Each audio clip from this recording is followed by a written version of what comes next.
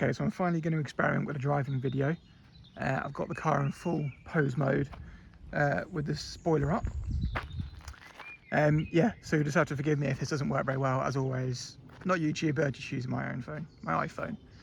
So I think the important thing to remember with this particular car when I do the driving video and I get on the road is the spec.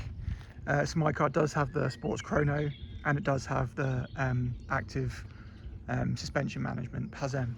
And I do think they're both crucial if you're going to use this car for an awful lot of driving fun. Obviously Sports Chrono adds the Sports Plus pack, which we'll come on to as we start driving, but that adds a completely different character to the car all of its own.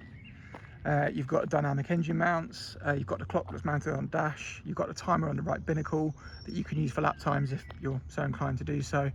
Most importantly, especially for my daughter, it has launch control, which I can attest is absolutely hilarious, and if I get a chance to, I definitely will do one from inside the car on this particular video as well. PASM is obviously the active suspension. It's always turned on. People always say, why are you saying it's turned on or turned off? It's always on, but you're stiffening up the car when you press that button, firming up the suspension. So yeah, again, it does make quite a big difference. What I will say is when you're in automatic, the car does everything you need it to do. It's perfect at judging when it needs a gear change, when it doesn't need a gear change, when you're on a gradient going up a hill. I don't know how, there must be some kind of geosensor in there or something.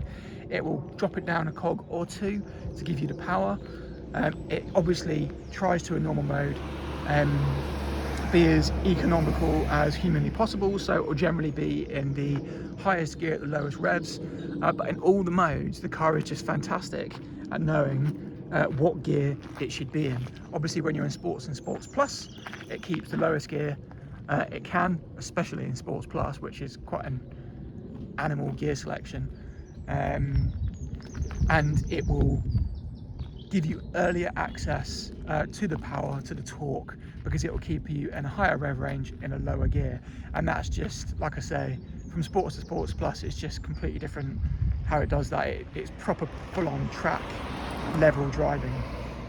So fundamentally, really, when I'm going to have fun, I go into sports mode, I go into stiff suspension mode, and I use the paddles, because the paddles give you what the car doesn't realize is if it's not changing gear itself and you're changing gear for it, it has to rev match.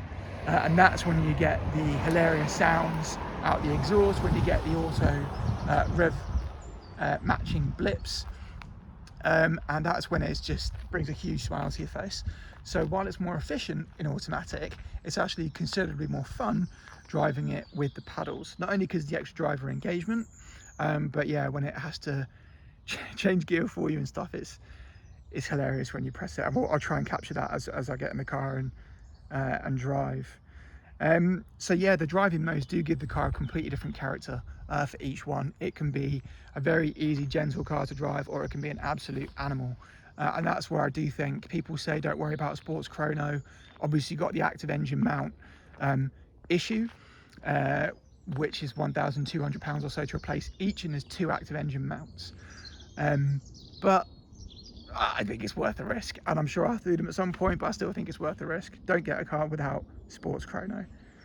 I think that's probably it. So I will just say as well, on the motorways I have seen as much as 35, 36 mpg. So while it can do everything that we're about to watch in a minute, it can also do 35 mpg on a motorway, and it looks the flipping nuts. I absolutely love it. I still get out the car, walk away from it, and just smile. So let's go inside quickly, look at a driving position, and talk about some other bits and bobs from a driver's perspective. So again, I have mentioned before, these seats are quite important. I think these extra bolster bits up here for the Sports Plus seats, don't underestimate how much extra bolstering they actually give you. Sorry, there's some rubbish on my seat. And they give you a huge amount of extra support. And then when you're in the car,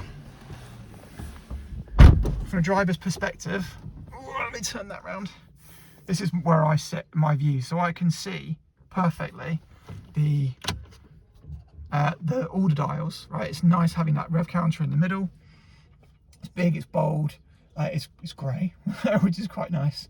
I tend to use the digital speedo at the bottom, not the analog speedo on the left. So what I was talking about with sports chrono, you'll all be aware that's the clock you get. I don't even know if I actually turned it off because I just don't ever use it on here. Oh no, there you go. So you can go in there and there you go, you can use the stopwatch. You can stop it, start it, reset it, all the kind of stuff that I'm not that interested in. That's not what you're buying it for. You're buying the car for that little sucker there. And what I do like is when you press them, you get Sports and Sports Plus on the steering wheel as well. That's quite a nice touch. I said before I'm about 6'2", so unfortunately you are going to have to see me in a second, so bear with me. So you can see there's quite a lot of headroom, probably enough headroom to put a crash helmet on, to be honest with you. So I will take it on track, and that is something I intend to do at some point. I can get a very nice, comfortable driving position. Again, I think I've said before I was worried about bolster support on the seats, but that's spot on as well. So again, from a driver's point of view, everything's nice. All the controls, the paddles are a nice aluminium. They're nice and cool to the touch, and they have a nice, satisfying sound. It's a very positive sound. And even if you want to use the gear stick, it's right next to the wheel. I mean, I can touch it with one hand. So everything is exactly where you'd want it to be. Okay, cool. Let's experiment with a driving video. Okay, so this is one of my favourite roads. It's the B1057 outside Finching Field. I did just see a police car in Finching Field, so I will be a bit careful. You have to excuse the joltiness of the camera. Again, it is my iPhone.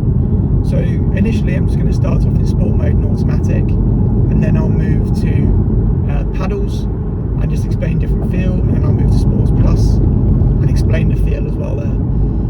One thing that I did actually forget to mention is that the steering wheel just feels fantastic. It's the right thickness. It's very comfortable to use it, and it's scalloped in all the right places to give you a really comfortable hold of the wheel. Also, you can actually pivot between the accelerator and the brake using the heel of your foot, which is really nice to be able to do because you don't have to be lifting your leg every time you want to do a gear change. So, without further ado, I will open my window in a bit of a sound as well, but I'll just try my best to explain what it's like. So going to sports mode, I'm in 5th gear at the moment, doing about 50 miles an hour. So I think I'm just taking it easy, which I am. It's at around 2,000 revs. I'm going to put firm suspension on. I also have obviously the exhaust open. So the chassis control, as I mentioned earlier, does make a nice difference. There you go, you can hear it decelerating down the gears, a nice sharp turn here.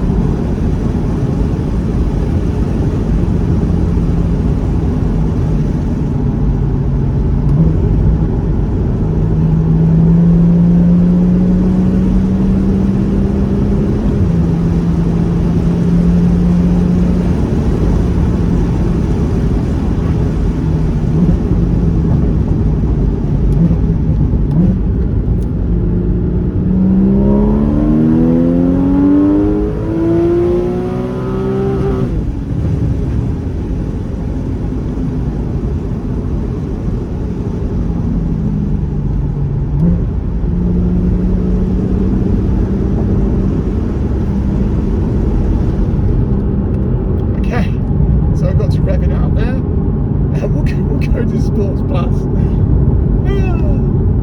which is insane. It's a different level. You really feel the shifts. The car artificially makes you feel the shift. It kind of pushes the seats a little bit. You can feel it push you back in your seats a little bit.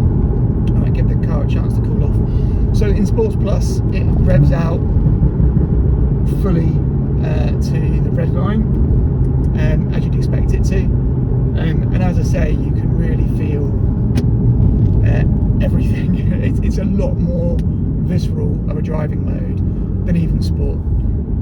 The shifts are more intense. It holds a higher gear. It holds far higher revs. It's just a lot more intense. So we'll put Sports Plus on in a moment. Just have to kind of go between villages to get to the nice roads. And I will open the window again afterwards as well. Hopefully the sound is okay. As I say, it needs to be a little bit careful. You can see I'm going through rural areas and keeping my speed at a sensible speed as well. Right. Sports Plus. Straight away.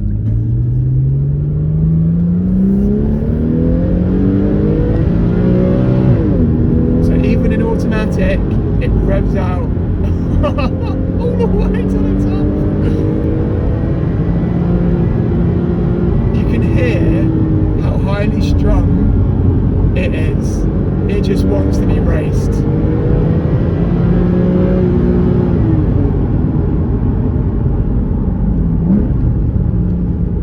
Absolutely brutal. Oh, I've got some traffic, I don't believe it. Right, I'm just going to pop that out of Sport Plus quickly.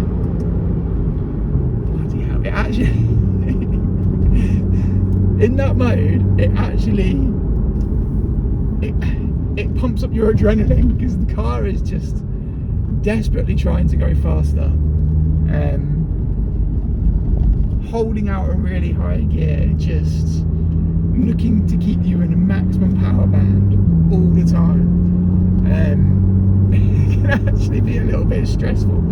It's far more enjoyable, as I said before, driving in sport mode. Chassis set to its most dynamic setting and using the pedals. Right, I'm just going to pause the filming here and drop back and hope for a game. So I'm going to do a launch control quickly. So it's foot on the brake, stamp down on the accelerator, let the revs build, and then go for it. So this will be fun.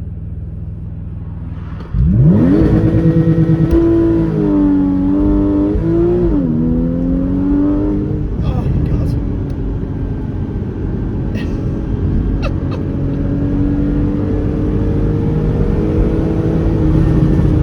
So you can hear it just pops and bangs and crackles are a lot more intense. It's obviously over fueling.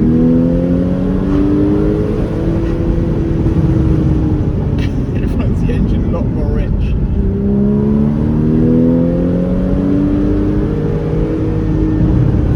So you can hear the lift off overrun.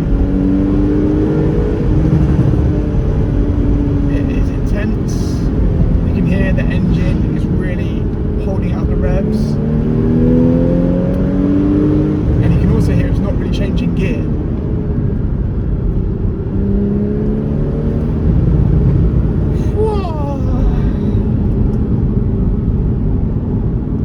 So yeah, that's that's what it's like to drive this car on some very entertaining B roads. I am now going to turn my phone off and enjoy the rest of my day. I hope this has been a little bit informative, just from a regular person's perspective. Alright, thank you. So in all my excitement, I forgot a couple of things. What's the pedal feel like? Oh, bloody hell, that's a hairy leg. The pedal feel is really, really good. It's very solid. You get feel from about less than half a centimetre of brake travel. Really easy to modulate, quite firm, and the brakes really stop the car well. I used to, on my Brabus, get brake fade at the end of that run I did earlier in this video. I've never had brake fade on this car, and I've driven it quite hard. On track, I'm sure I would, but never. So easy to modulate, really good feel, and the brake power comes on within, like I said, about half a centimetre of travel or so. It's very, very quick. And throttle response, as you'd expect from a naturally aspirated engine, the throttle response is superb. It's basically instant. You've got no lag of turbos, and even in superchargers, they've got it very good, but a tiny bit of lag there sometimes. So yeah, apologies for that. I just got a little bit carried away. I enjoyed myself too much, but last little update there.